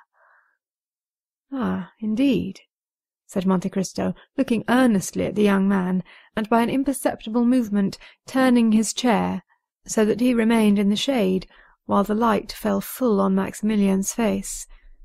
"Yes," continued Morrel, "death had entered that house twice within 1 month." "And what did the doctor answer?" asked Monte Cristo.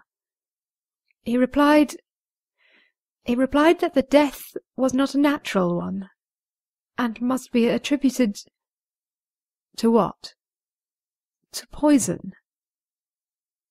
"Indeed," said Monte Cristo, with a slight cough, which in moments of extreme emotion helped him to disguise a blush, or his pallor, or the intense interest with which he listened. "Indeed, Maximilian, did you hear that?"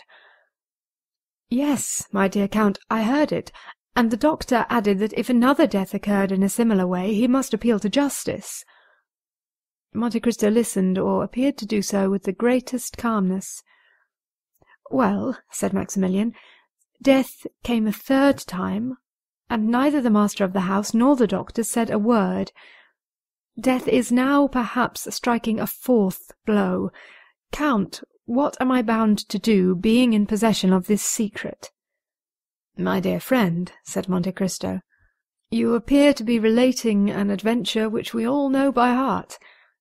I know the house where you heard it, or one very similar to it, a house with a garden, a master, a physician, and where there have been 3 unexpected and sudden deaths. Well, I have not intercepted your confidence, and yet I know all that as well as you, and I have no conscientious scruples. No, it does not concern me. You say an exterminating angel appears to have devoted that house to God's anger. Well, who says your supposition is not reality? Do not notice things which those whose interest it is to see them pass over. If it is God's justice, instead of his anger, which is walking through that house, Maximilian, turn away your face, and let his justice accomplish its purpose." Morrel shuddered. There was something mournful, solemn, and terrible in the Count's manner. "Besides," continued he, in so changed a tone that no one would have supposed it was the same person speaking, "besides, who says that it will begin again?" "It has returned, Count," exclaimed Morrel. "That is why I hasten to you." "Well, what do you wish me to do? Do you wish me, for instance, to give information to the procureur?" Monte Cristo uttered the last words with so much meaning that Morrel, starting up, cried out, "You know of whom I speak, Count, do you not?" "Perfectly well, my good friend, and I will prove it to you by putting the dots to the I, or rather by naming the persons. You were walking one evening in Monsieur de Villefort's garden. From what you relate, I suppose it to have been the evening of Madame de Saint-Méran's death. You heard Monsieur de Villefort talking to Monsieur d'Avrigny about the death of Monsieur de Saint-Méran, and that, no less surprising, of the Countess. Monsieur d'Avrigny said he believed they both proceeded from poison, and you, honest man, have ever since been asking your heart and sounding your conscience to know if you ought to expose or conceal this secret. Why do you torment them? Conscience, what hast thou done to me? As Sterne said. My dear fellow, let them sleep on if they are asleep. Let them grow pale in their drowsiness if they are disposed to do so, and pray do you remain in peace, who have no remorse to disturb you. Deep grief was depicted on Morrel's features. He seized Monte Cristo's hand. "But it is beginning again, I say." "Well," said the Count, astonished at his perseverance, which he could not understand, and looking still more earnestly at Maximilian, "let it begin again. It is like the house of the Atreidae. God has condemned them, and they must submit to their punishment. They will all disappear, like the fabrics children build with cards, and which fall one by one under the breath of their builder, even if there are 200 of them. 3 months since it was Monsieur de Saint-Méran, Madame de Saint-Méran 2 months since, the other day it was Barbour, today the old Noirtier or young Valentine. You knew it, cried Morel, in such a paroxysm of terror that Monte Cristo started, he whom the falling heavens would have found unmoved. You knew it, and said nothing. And what is it to me? Replied Monte Cristo, shrugging his shoulders. Do I know those people? And must I lose the one to save the other? Faith, no, for between the culprit and the victim I have no choice. But I, cried Morel, groaning with sorrow, I love her. You love whom? Cried Monte Cristo, starting to his feet and seizing the 2 hands which Morel was raising towards heaven. I love most fondly, I love madly, I love as a man who would give his life-blood to spare her a tear. I love Valentine de Villefort, who is being murdered at this moment. Do you understand me? I love her, and I ask God and you how I can save her. Monte Cristo uttered a cry which those only can conceive who have heard the roar of a wounded lion. Unhappy man, cried he, wringing his hands in his turn, you love Valentine, that daughter of an accursed race. Never had Morel witnessed such an expression, never had so terrible an eye flashed before his face, never had the genius of terror he had so often seen, either on the battlefield or in the murderous nights of Algeria, shaken around him more dreadful fire. He drew back terrified. As for Monte Cristo, after this ebullition, he closed his eyes as if dazzled by internal light. In a moment he restrained himself so powerfully that the tempestuous heaving of his breast subsided, as turbulent and foaming waves yield to the sun's genial influence when the cloud has passed. This silence, self-control, and struggle lasted about 20 seconds. Then the Count raised his pallid face. "See," said he, "my dear friend, how God punishes the most thoughtless and unfeeling men for their indifference, by presenting dreadful scenes to their view.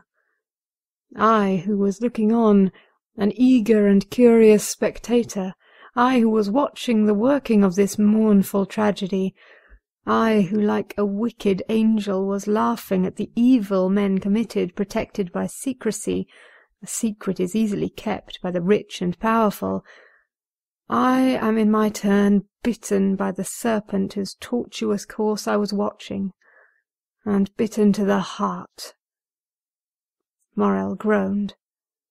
"Come, come," continued the Count, "complaints are unavailing. Be a man, be strong, be full of hope, for I am here, and will watch over you." Morel shook his head sorrowfully. "I tell you to hope. Do you understand me?" cried Monte Cristo. "Remember that I never uttered a falsehood, and am never deceived. It is 12 o'clock, Maximilian. Thank heaven that you came at noon rather than in the evening, or tomorrow morning. Listen, Morel, it is noon. If Valentine is not now dead, she will not die." "How so?" cried Morel, "when I left her dying?" Monte Cristo pressed his hands to his forehead. What was passing in that brain so loaded with dreadful secrets? What does the angel of light or the angel of darkness say to that mind, at once implacable and generous? God only knows. Monte Cristo raised his head once more, and this time he was calm as a child awaking from its sleep. "Maximilian," said he, "return home. I command you not to stir, attempt nothing, not to let your countenance betray a thought, and I will send you tidings. Go." "Oh, Count, you overwhelm me with that coolness. Have you, then, power against death? Are you superhuman? Are you an angel?" And the young man, who had never shrunk from danger, shrank before Monte Cristo with indescribable terror. But Monte Cristo looked at him with so melancholy and sweet a smile that Maximilian felt the tears filling his eyes. "I can do much for you, my friend," replied the Count. "Go. I must be alone." Morel, subdued by the extraordinary ascendancy Monte Cristo exercised over everything around him, did not endeavour to resist it. He pressed the Count's hand and left. He stopped one moment at the door for Baptistin, whom he saw in the Rue Matignon, and who was running. Meanwhile, Villefort and d'Avrigny had made all possible haste. Valentine had not revived from her fainting fit on their arrival, and the doctor examined the invalid with all the care the circumstances demanded, and with an interest which the knowledge of the secret intensified twofold.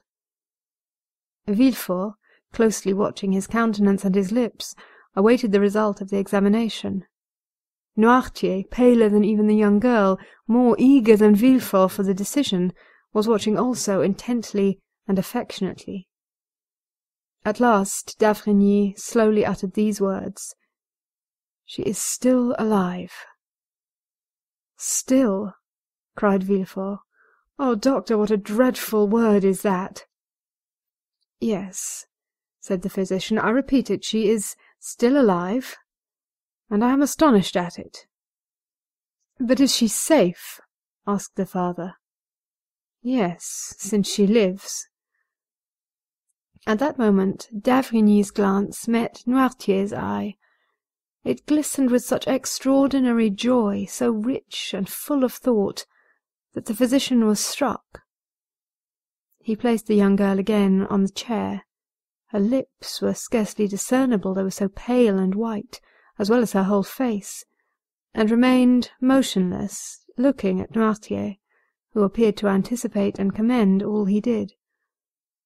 "Sir," said d'Avrigny to Villefort, "call Mademoiselle Valentine's maid, if you please." Villefort went himself to find her, and d'Avrigny approached Noirtier. "Have you something to tell me?" asked he. The old man winked his eyes expressively, which we may remember was his only way of expressing his approval. "Privately?" "Yes." "Well, I will remain with you." At this moment Villefort returned, followed by the lady's maid, and after her came Madame de Villefort. "What is the matter, then, with this dear child? She has just left me, and she complained of being indisposed, but I did not think seriously of it." The young woman, with tears in her eyes and every mark of affection of a true mother, approached Valentine and took her hand. D'Avrigny continued to look at Noirtier. He saw the eyes of the old man dilate and become round, his cheeks turn pale and tremble, the perspiration stood in drops upon his forehead. "Ah," said he, involuntarily following Noirtier's eyes, which were fixed on Madame de Villefort, who repeated, "This poor child would be better in bed. Come, Fanny, we will put her to bed." Monsieur d'Avrigny, who saw that would be a means of his remaining alone with Noirtier, expressed his opinion that it would be the best thing that could be done, but he forbade that anything should be given to her except what he ordered. They carried Valentine away. She had revived, but could scarcely move or speak, so shaken was her frame by the attack.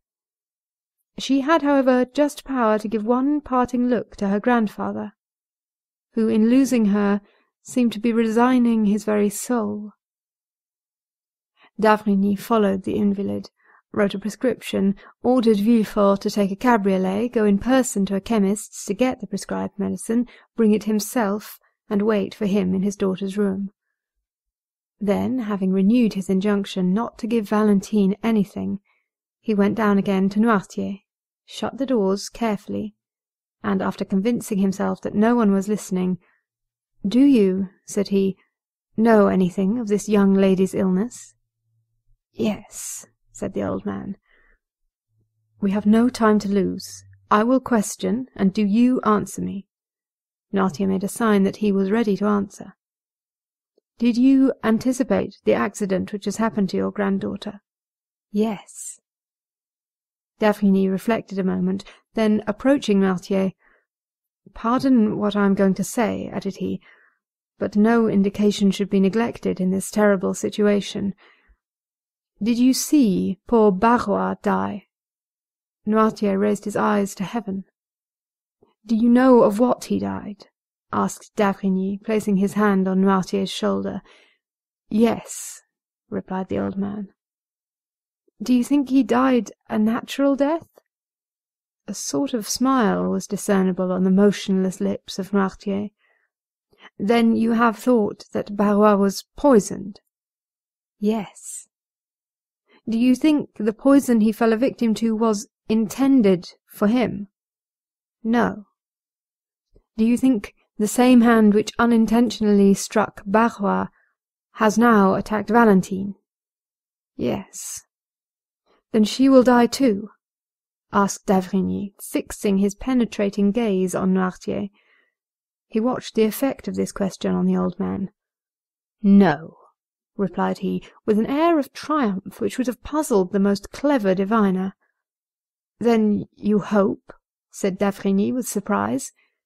"Yes." "What do you hope?" The old man made him understand with his eyes that he could not answer. "Ah, yes, it is true," murmured d'Avrigny. Then, turning to Noirtier, "Do you hope the assassin will be tried?" "No." "Then you hope the poison will take no effect on Valentine?"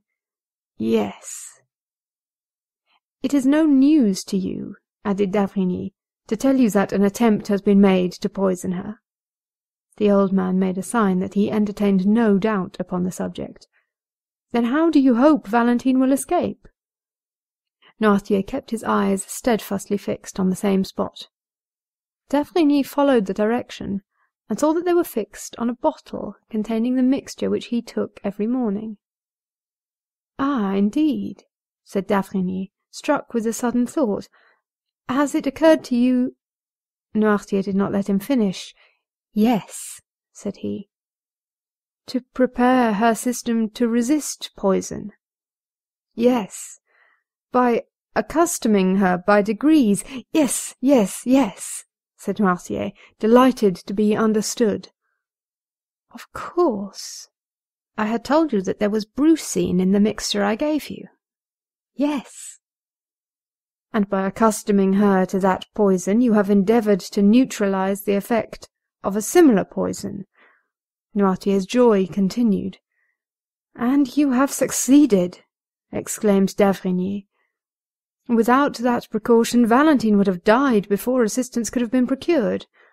The dose has been excessive, but she has only been shaken by it. And this time, at any rate, Valentine will not die." A superhuman joy expanded the old man's eyes, which were raised towards heaven with an expression of infinite gratitude. At this moment Villefort returned. "Here, doctor," said he, "is what you sent me for." "Was this prepared in your presence?" "Yes," replied the procureur. "Have you not let it go out of your hands?" "No." D'Avrigny took the bottle, poured some drops of the mixture it contained in the hollow of his hand, and swallowed them. "Well," said he, "let us go to Valentine. I will give instructions to every one, and you, Monsieur de Villefort, will yourself see that no one deviates from them." At the moment when d'Avrigny was returning to Valentine's room, accompanied by Villefort, an Italian priest, of serious demeanour and calm and firm tone, hired for his use the house adjoining the hotel of Monsieur de Villefort. No one knew how the 3 former tenants of that house left it.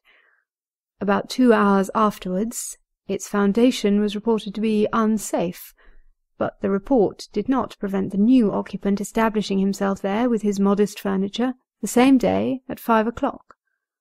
The lease was drawn up for 3, 6, or 9 years by the new tenant, who, according to the rule of the proprietor, paid 6 months in advance. This new tenant, who, as we have said, was an Italian, was called Il Signor Giacomo Busoni. Workmen were immediately called in, and that same night the passengers at the end of the faubourg saw with surprise that carpenters and masons were occupied in repairing the lower part of the tottering house. Chapter 95.